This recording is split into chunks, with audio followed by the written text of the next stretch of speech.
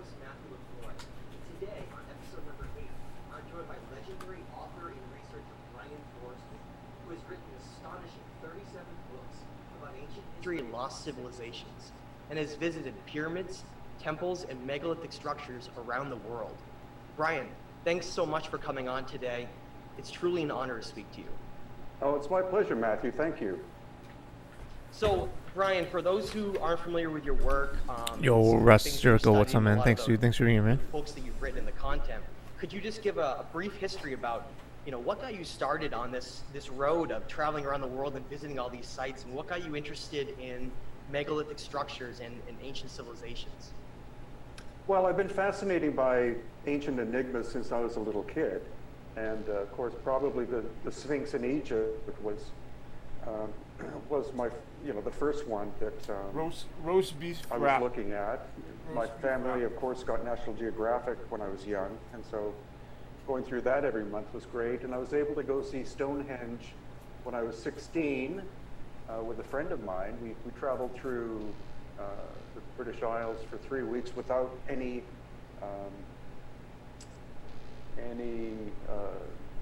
parent or guardians. We just freely moved around by train and stuff, and we actually got to walk to Stonehenge late one afternoon, and there wasn't even a fence around it at that time, so you could literally walk up and touch the stones. Wow. So, but after that, Brian, after you got to visit Stonehenge and touch the stones and get to see some of those sites, but what made you then want to get into visiting these structures and ruins around the world? Was there something that sparked your interest in seeking, alternative information about, wow, look at these megalithic structures that are so much more sophisticated on the bottom than they are on the top? How did that whole story get started? Well, it was the first day that I was in Cusco in Peru, and I had a local guide who, I thought was going to be an expert on this stuff. And so as we began to walk through the ancient core of Cusco, I noticed that there were incredibly sophisticated megalithic constructions, like in the background of your monitor, which is Ollantaytambo. And then right next to it, or on top of it, much cruder work. And so I asked, who did all this work? And my guide said the Inca. And I said, well, some of that stuff would be very difficult for us, if not impossible for us to do today. So there must be a much more profound story. And then when you look through the literature, all the archaeologists say that the Inca built everything and that their finest craftsmen were the ones who did the megalithic work. And it's like, no, they were a Bronze Age civilization, and bronze is softer than hard stone like granite, etc. So there must have been an older civilization. And so then I went back to Canada, and then 6 months later I went back to Peru, and I just kept going to Peru every 6 months. And then about 13 years ago, I bought a one-way ticket and just moved to Peru and just went, well, here we, I tend to do, my life path is based on my interest, not based on financial security or anything. So I just thought, well, maybe I can, go to Peru and survive, and it's worked out very well. Well, I just want to say I consider you the premier megalithic expert of the world. There are many others, and I got to give credit to individuals like Graham Hancock and John Anthony West and Robert Schock and many others that have looked at places like the Sphinx enclosure and the weathering and looked at other sites. But in my opinion, there's no one else like you who has gone to so many of these sites and pointed out places where, hey, this doesn't really jive with what we're told in terms of one civilization being here and building it. And I want you to speak on this really quick, but I want to bring up one that I think is really bears a lot more exploration. And I almost was able to go visit that site, but due to COVID, I had to cancel my trip. And that's Uxmal, down in the Mayan area of Mexico. You visited this site, and supposedly the Maya don't have as much megalithic structures as some of the other sites around the world. And my personal opinion on that is because of the type of rock that was present there. But I wanted to get your take on something like the Temple of the Wizards and how you break down the name Uxmal itself, perhaps meaning built 3 times, right? Mm-hmm. Yeah, we were very fortunate that our local guide was fluent in Nahuatl, which is the Aztec language, but he also understands a lot of Maya. So whenever we'd go to a site, I'd ask him, what's the original name of the place? Because that's key no matter what country you go to, whether it's Peru or Egypt or Mexico. And he said, it means built 3 times.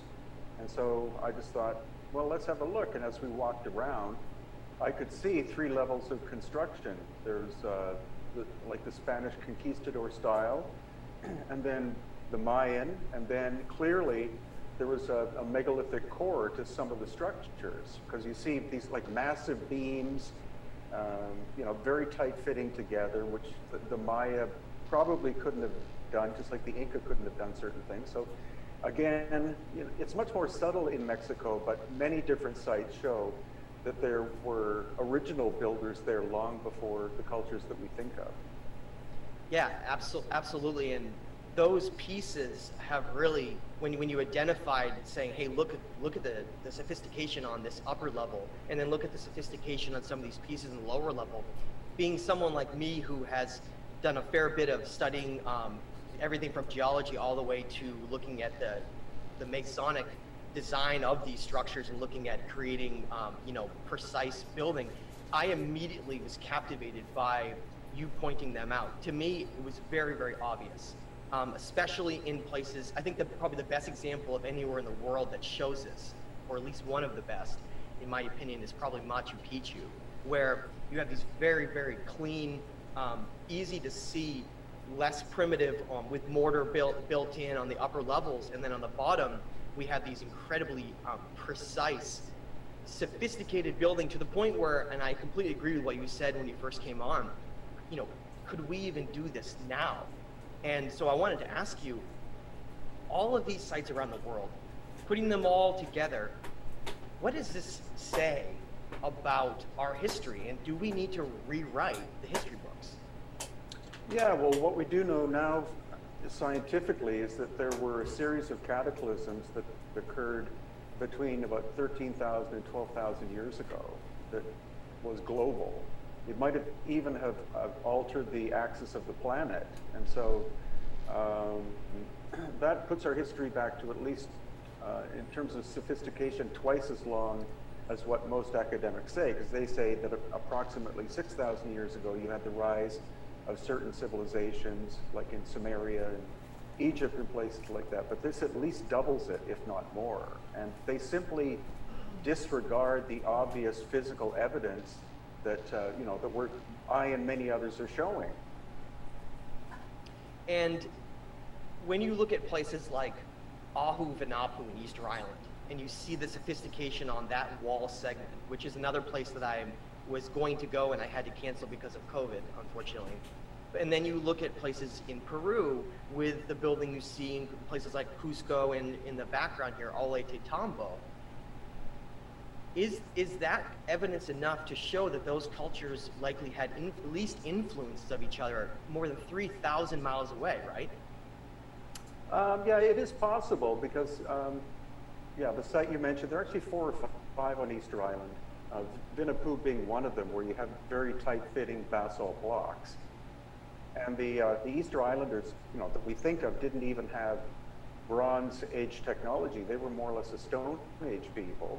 So they had no way of being able to do that work. So it's clear there that the Polynesians arrived 1,000 to 2,000 years ago, and that certain structures were there, just like when the Inca arrived in Cusco 1,000 years ago. Certain structures were there, and they simply incorporated them into their culture, and of course in Egypt as well. The Great Pyramid, places like the Serapeum, where you have these giant granite boxes, and recently I was able to go under the Step Pyramid at Saqqara, and there's a whole megalithic complex underground that the dynastic people built on top of. So and that's a great point that you brought up. I'm glad you did. So many of these structures, especially in Egypt, seem to be, when we're looking at the megalithic sophisticated structures, most of them seem to be on the bottom, even in some ways below ground level. And I think some of the examples that break that rule is places like the Great Pyramid above the King's Chamber with some of the blocks in there. But what's your take on places like the Osirion and a lot of other locations where we seem to have this need to build down the lower levels, down where the aquifers perhaps are? You know, what was your in your opinion, based on what you've studied, what was the purpose of building such a low level like that? Well, that's the really curious question, because even some Egyptologists now will admit that 85% of ancient Egypt is yet to be revealed to the world, and it's all underground, like built on purpose underground, and that's the curious thing.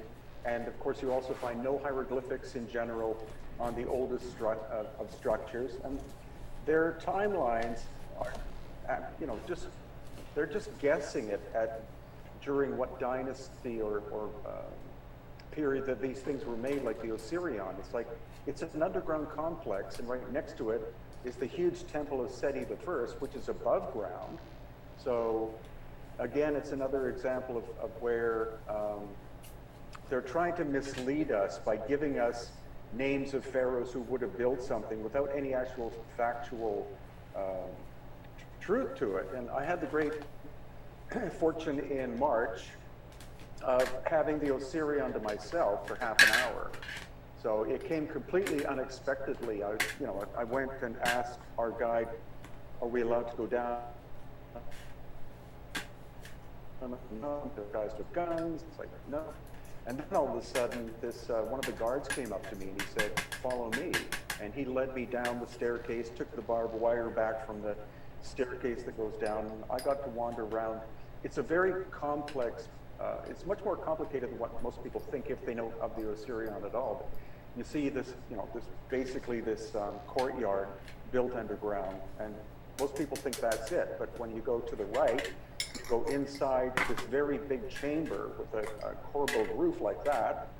And then when you go to the other end, there's a tunnel that goes off to the right, like hundreds of feet long, and ends with a metal grid. And you look beyond it, and you see there's a staircase leading somewhere, but it's locked, so you can't go through there at the moment. But it's a very complex place. Another place is the Osiris Shaft that I've been able to go in twice, which is an underground complex, a supposed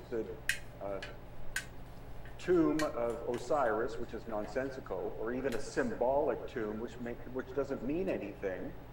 And it's, it goes 200 feet down into the bedrock, and there's no way that the dynastic people would have constructed that. They inherited it, and it's only been open to the public now by special permission for, I think, about 2 years now. You pay $2,400 and you get the place for 2 hours.